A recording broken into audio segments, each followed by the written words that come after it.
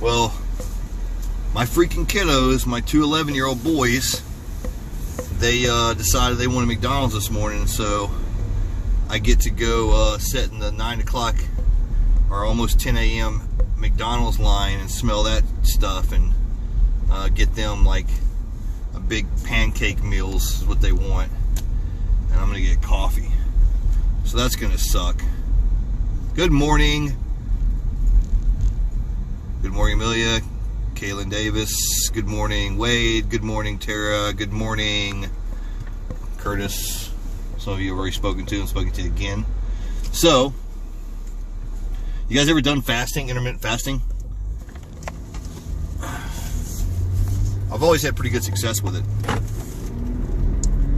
Although, right now I'm not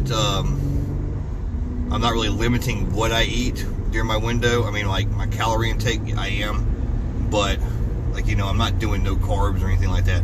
So I'm just doing the window, the 4-hour window. And 20 hours seems like a long time, a day, but you know, I really don't eat. I mean, I really don't get super hungry and want to eat, both either physically from being hungry and socially, except in the evenings anyway, right? So it's not that bad. But right now, because I'm not working, you know, it's Saturday, this is going to be like the hard day, I think. What do you guys think? Leave a comment.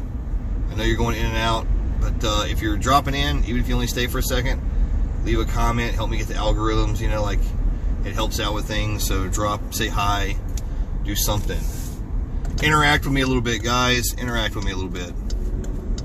So what's going on with you guys Saturday morning? I didn't keep up with any news.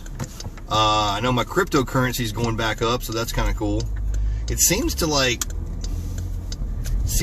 move up like at the end of the week. So I don't know. But I haven't kept up with the news. There's just so much insanity going on in America right now. So much insanity with this mask stuff, and oh man, we're just losing our minds. So I'm not really going to carry this little trip, guys. So, oh man, the McDonald's line is bumping right now. Well, cool. I'll be talking to you guys for a minute because I am not letting this dude come in front of me. I'm cutting across traffic to get in this damn line on the outside so I can have a little say over stuff. Alright, so now I'm sitting here in the McDonald's line probably for the next 20 minutes.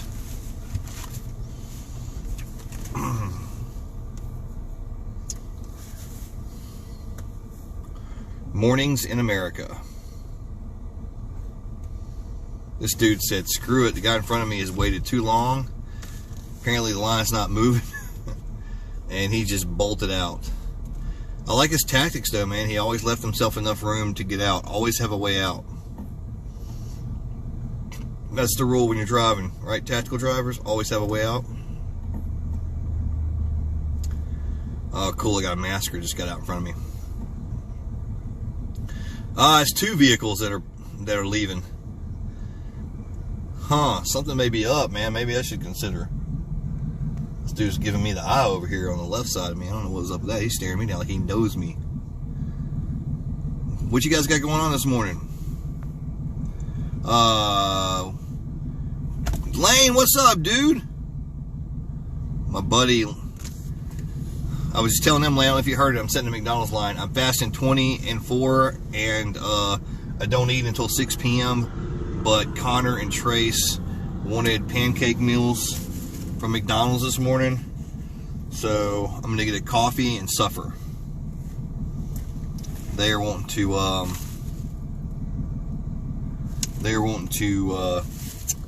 have a little bit of a feast. She says, what is right is wrong and what is wrong is right. It's getting to the point where nothing's right anymore, though, you know. But yeah, I mean, it's the reversal of morality absolutely happened. And I gave my theory on that, if you caught that other episode, that when you live in a culture, and it's not the American culture, numbers wise, the dude in front, another guy just left. Holy crap, I don't know what's going on here. That's 3 people in front of me that have just pulled out. So it looks like I'm coming up to the window, or coming up to the order thing. I don't know if I'm gonna be able to order or not.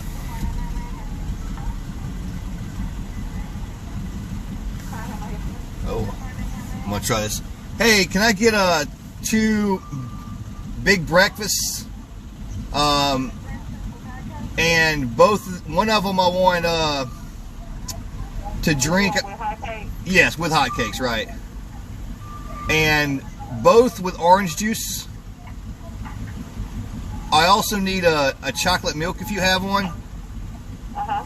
And a large frappe. Mocha Caramel. And the last thing is a large coffee. Let's see if they get this right. A large coffee? Yeah, that's it. A large coffee. The coffee's all I'm getting out of this whole freaking thing. Okay, it'd be $25.40. Thank you. Thank you. Man, those people in front of me really got screwed because, go ahead, buddy. They had 3 people leave, like, just right as I pulled up. And, so that helped me out. Dylan Evans, what's up, brother? So anyway, we're going back to what we were saying was, Amelia Killingsworth had just said what's wrong is right and what's right is wrong. Yeah, so morality, kind of, did a huge reversal. It started, honestly, in the counterculture movement, in the 60s and things like that is when it really started. But, it's gave birth to a lot of different things that mainstreamed in America, some of which kind of died out, but some of which did not. And I guess you could say that the ultimate liberal or left view, which is, if you really get down to it, man, this goes all the way back to the beginnings. I mean, this goes to biblical times. This goes to everything. It really comes down to the religious aspect of God, one God, or are there multiple gods? And multiple gods can be traditional paganism, or they could be what modern day paganism is, which is human worship. Okay, that's what modern day paganism is that we are gods. And maybe even like in the atheist beliefs where they don't actually say that we are gods, but if there's nothing higher than us, then ultimately we are gods, right? We are gods to everything else, and we are gods to ourselves if there's nothing higher than us. So once you succumb to that belief, once you say, there's nothing above us, then we become gods. There's a God inside of us, all the New Age stuff. Then we determine what is moral and ethical, right? We determine that. So if we determine what is moral and ethical because we don't believe in God, then everything else that's going on in America really makes total sense.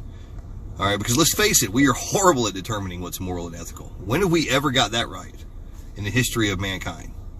And I think that's really one of the biggest lessons in the Bible. That's one of the biggest lessons that God was always trying to teach us, is that, look, you are a flawed creation, and you have no business trying to determine what is moral and ethical, because you don't have the big picture, and you're kind of stupid.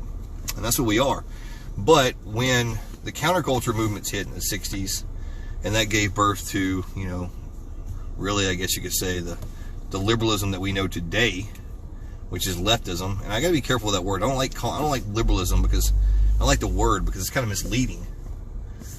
Hold on one second. Let me pay for my boys' food, or massive amounts of food.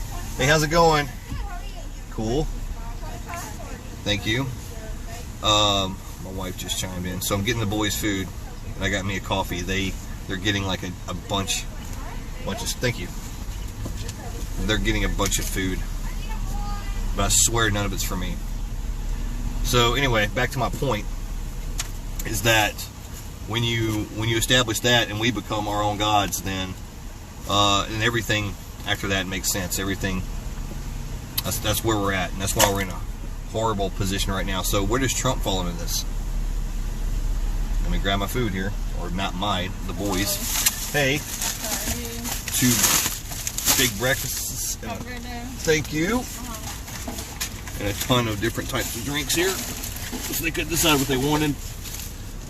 All right, man. Those 2 vehicles that left when I pulled up, they really screwed up, because it didn't take me long at all. So where does Trump fit into this, guys? I'm gonna be honest. I don't know if I don't consider Trump a saint. I don't know what his morality is. I don't know if he believes in America, or if he saw an opportunity for someone who could step in the role of an American patriot and lead. It doesn't really matter to me. The bottom line is he did what needed to be done, and that's what he got crucified because he challenged the grip that human worshiping faction, the left, has on America. And why do they, like, what's the point? Like, where am I going with this? What does the left want? All right, well, it's really, so think of it like this. If the left can establish there's no God, then they can establish that we are all our own gods. Or just a lack of God makes us the most powerful thing by default. They don't really believe in so much the concept of, it's not a matter of spirituality or faith or anything like that, or even paganism. It's really just a matter of, there's no God, then we're the highest thing. And if we're the highest thing, then we can determine what morality is. So, and we can redefine language, and we can redefine biology. We can do all that stuff. And all that's being done, not just philosophically within their language, but it's also being done, in the labs. I mean, that's what's coming. But the goal is to take away individuality. Now, when we were created, God gave us individuality, and He gave us free will, and this was part of the free will experiment or method, which was our ability to decide whether or not we were going to be good or evil, to decide whether or not we were going to obey or not. And that was all part of our individuality. Everything that makes us different, between our colors and our our races, all this stuff, this is all part of who we are. And these things, our differences, should be embraced, and they should be embraced under the worship or under the obedience of the Supreme Being, which is God. Okay? All right, so, but that's not the left's agenda. The left's agenda is not to have us unified like they claim. The left's agenda is to have us unified after we have eradicated all differences under a tyrannical system. Okay, so it's not about, what Jesus spoke of, which is us, loving and taking care of one another and loving our neighbor and taking care of one another as ourselves because we want to. They want to take away all differences and eradicate everything different from us, and essentially put us in one just big blob of something with no individuality, a group of people with no individuality which they can control easier. And that's it. So don't think that their intention is for the all of this going on to result in anarchy. No, it's not. That's the opposite. It's going towards a no shit one world order where differences have been eradicated and people have no individual rights and have no individuality at all. And this is when the base of the left is going to wake up and realize, holy crap, we really got played.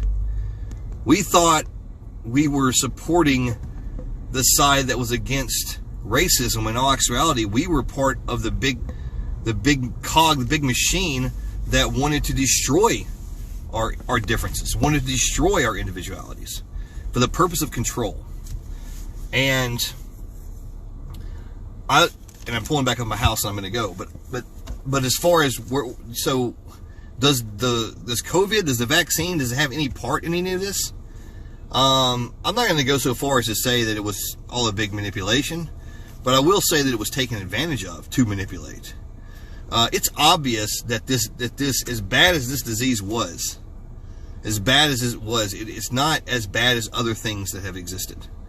All right, but we have treated it to an extent that it's just ridiculous, and it was taken advantage of. and it was utilized as an experiment. And that experiment wasn't on our bodies. It wasn't biological. It was on our minds. And what we proved in this year is that you can take away our freedoms. In fact, we will give them away willingly. We will stop going to church if you tell us not to go to church. And we will church shame anybody that does. All right? We will stay home and not go into the streets if you tell us not to go outside. And we will shame anyone else that does. We will close our businesses. We will shut down everything based on your word under the religion of science, because you tell us to. And it doesn't matter whether the science is real or not. What matters is what are we willing to exchange for our freedom? And apparently, or what are we willing to exchange for our security? And apparently we're willing to exchange anything and everything for not even our security. Our security was never even in threat. All right? For our perception, for the perception of how we are. Guys, we shut down businesses. We stopped going to church. We stopped going outside. We secluded ourselves from our family and friends. And we didn't do it to be well. We didn't do it to stay safe. We did it because we were afraid of what other people would say about us. We were afraid of how we would be perceived in the media. We were afraid of how we would be perceived in social environments with the mask shamers and everyone else. Okay? I had COVID. Okay? I got it full blown. Me and my wife had full blown COVID. So, I know, hundreds of thousands of people, millions or whatever did too, to different degrees as far as symptoms. But I had it. So, I'm just telling you, nothing that we've done in this country has been worth the price we paid. Okay? We have set a precedence for how easy it is to take away our liberty. You don't need troops. You don't need foreign troops. You don't need battle. You don't need civil war. You don't need any of that. You just need the right media campaign telling everyone that there's a danger out there, and anyone who doesn't take the measures that they're telling us to take against that danger are traitors and are evil and just a shaming campaign. And that's exactly what happened in Nazi Germany. And that's what the cancel culture has tried to keep off the air, is this is exactly how it happens. And Gina Carano, the girl from that show Mandalorian, who made that comparison, she lost her job with Disney, and she was shamed out of her career, essentially because she said exactly what I'm saying. So I'm not a denier of that COVID-19 was a real thing. I physically had it. I know it was real. But I'm telling you, what happened in America, we should be ashamed of how much authority we gave Fauci, how much authority we have given the CDC, how much liberties we have let go. Because you say, well, we're getting them back. We're not getting, they're giving them back to us. That means we lost them. See, liberty wasn't something that could be taken from you and given to you. It was something that you had inherently, and it was government's job to protect it. But what we just did is we gave them permission to award it and take it away. So yes, we have lost liberty. Effective COVID-19 took away our liberty, and now we have privileges, guys. We live in a privileged society, not in a free society.